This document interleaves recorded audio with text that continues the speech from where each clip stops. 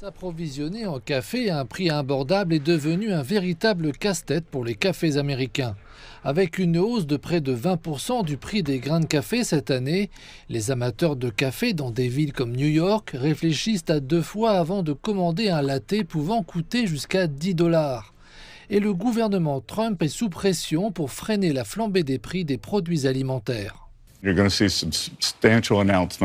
Vous allez voir des annonces importantes dans les prochains jours concernant des produits que nous ne cultivons pas ici aux États-Unis.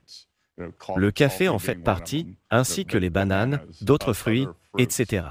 Cela permettra de faire baisser les prix très rapidement. La Maison-Blanche a dévoilé de nouveaux accords commerciaux avec l'Argentine, le Guatemala, le Salvador et l'Équateur.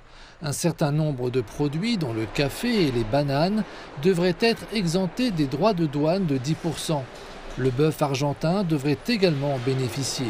Le Brésil, premier exportateur mondial de café actuellement soumis à un taux de droit de douane écrasant de 50%, ne fait pas partie de l'accord. Il existe toutefois un nouvel accord commercial entre les États-Unis et la Suisse. C'est donc une opportunité passionnante.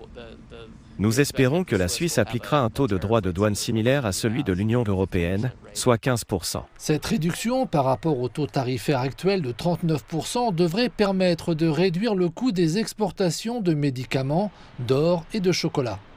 Et à l'autre bout du monde, un accord commercial avec la République de Corée, Séoul investira 150 milliards de dollars dans la construction navale américaine, de plus 200 milliards dans d'autres industries américaines.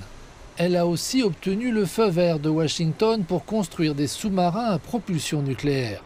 Les droits de douane sur les produits sud-coréens passeront de 25 à 15%.